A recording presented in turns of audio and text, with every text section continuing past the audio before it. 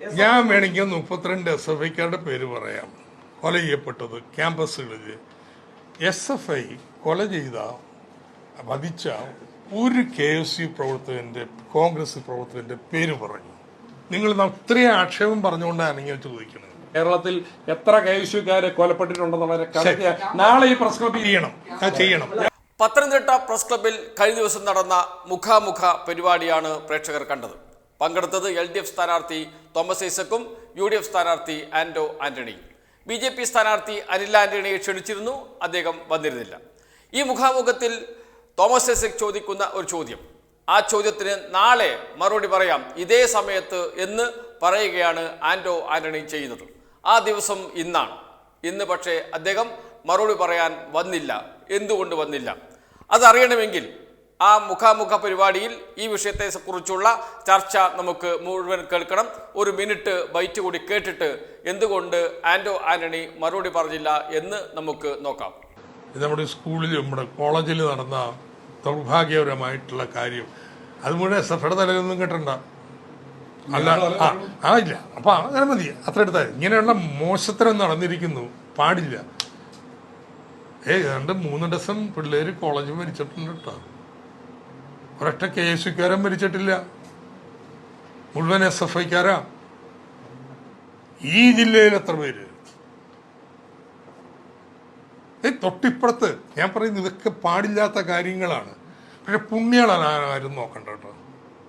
3 dozen പിള്ളേരെ കോളേജിൽ കൊന്നിരിക്കുന്ന പ്രസ്ഥാനം വന്നിരുന്നിട്ട് ഒരു ദൗർഭാഗ്യം. അതേ ഈ ജില്ലയില് ജോസ് എത്ര പേര് SFIക്കാർ കൊല ചെയ്ത തലയെ വെച്ചോണ്ടാ മതി. കാരണം കേരളത്തിലെ ക്യാമ്പസിനെ മുഴുവൻ ക്രിമിനൽ താവളങ്ങളാക്കി മാറ്റിയിട്ട് വന്നിരുന്നു ഇങ്ങനെ വർത്തമാനം പറയുന്നത് വസ്തുതയായിട്ട് ഒരു KSUക്കാരൻ SFI കൊലപ്പെടുത്തിയിട്ടുള്ള പേര് പറ. ചലഞ്ചിങ് പറ. SFIക്കാരെല്ലാം മാലാഖമാരാണ്. അവരെ തലവെടുത്തുകൊണ്ടിരിക്കും. മഹാരാജ് കോളേജ് ആയാലും ഇപ്പൊ ഈ പോക്കോട്ട് കോളേജ് ആയാലും സകല കോളേജിൽ അവർ നടത്തുന്നത് ദേശസ്നേഹപരമായ കാര്യങ്ങളാണ് നടത്തുന്നത് കേട്ടോ. യൂണിവേഴ്സിറ്റി യൂത്ത് ഫെസ്റ്റിവലല്ല കേട്ടോ. അങ്ങനെയല്ല ആൻഡോ. എന്റെ ചോദ്യം സ്ട്രെയിറ്റ് ഫോർവേഡ് ആണ്.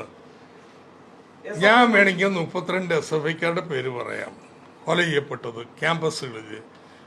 SFI കൊല ചെയ്ത വധിച്ച ഒരു KSU പ്രവർത്തകന്റെ, കോൺഗ്രസ് പ്രവർത്തകന്റെ പേര് പറഞ്ഞു.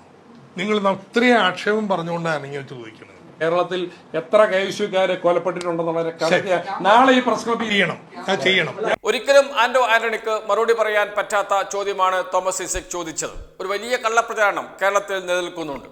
SFI അക്രമകാരികളാണ്, SFI ആണ് ക്യാമ്പസിൽ അരാജകത്വം സൃഷ്ടിക്കുന്നത് തുടങ്ങിയ വലിയ ചർച്ച കേരളത്തിൽ ഉയർത്തിക്കൊണ്ടുവരുവാൻ കേരളത്തിലെ മുഖ്യധാരാ മാധ്യമങ്ങൾ നല്ല ശ്രമം നടത്തിക്കൊണ്ടിരിക്കുന്നുണ്ട്. SFIയെ കുറ്റപ്പെടുത്തുക, SFIയെ ഒറ്റതിരിഞ്ഞ് ആക്രമിക്കുക എന്നതാണ്. എന്നാൽ എന്താണ് വസ്തുത? ആ വസ്തുതയാണ് ഡോക്ടർ തോമസ് ഐസക് പറഞ്ഞത്.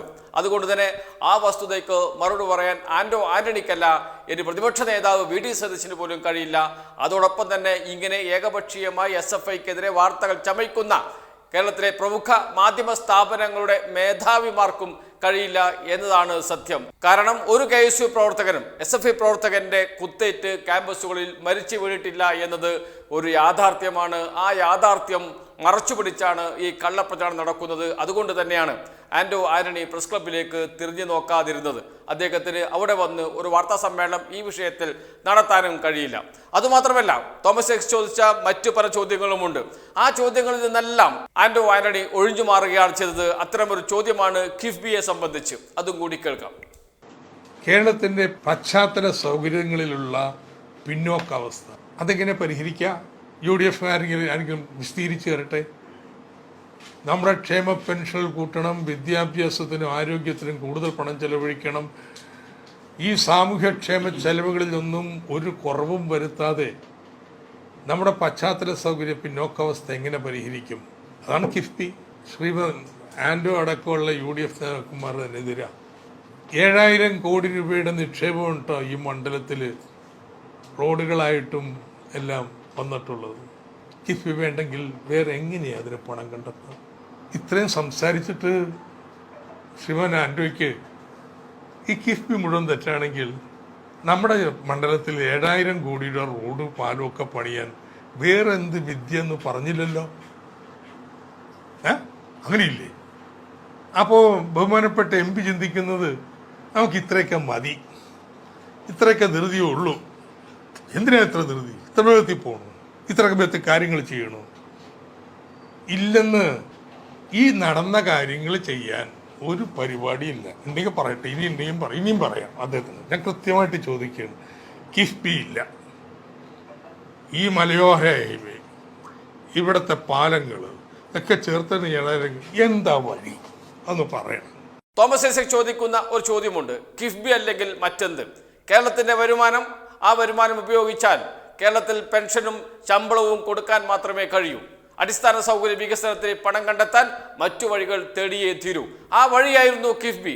ആ കിഫ്ബി വന്നതിന്റെ മാറ്റം കേരളത്തിൽ പ്രകടവുമാണ്. ഈ മണ്ഡലത്തിൽ തോമസ് ഐസക് പറയുന്നത് പോലെ പത്തനംതിട്ട മണ്ഡലത്തിൽ മാത്രം, ലോക്സഭാ മണ്ഡലത്തിൽ മാത്രം 7000 കോടി രൂപയുടെ കിഫ്ബി പദ്ധതികൾ നടപ്പാക്കുന്നുണ്ട്. അത് എന്തുകൊണ്ട് കാണുന്നില്ല? ആ കിഫ്ബി ഇല്ലെങ്കിൽ ഈ 7000 കോടി രൂപയുടെ പദ്ധതികൾ നടപ്പാക്കാൻ കഴിയുമായിരുന്നോ? ഈ ചോദ്യമാണ് തോമസ് ഐസക് ചോദിച്ചത്. സ്വാഭാവികമായും ആ ചോദ്യത്തിന് കൃത്യമായ മറുപടി പറയാൻ കഴിയില്ല ആന്റോ ആന്റണിക്ക്. അതുകൊണ്ട് തന്നെയാണ് അദ്ദേഹം അവിടെ നിന്നും ഒളിച്ചോടുന്നത്.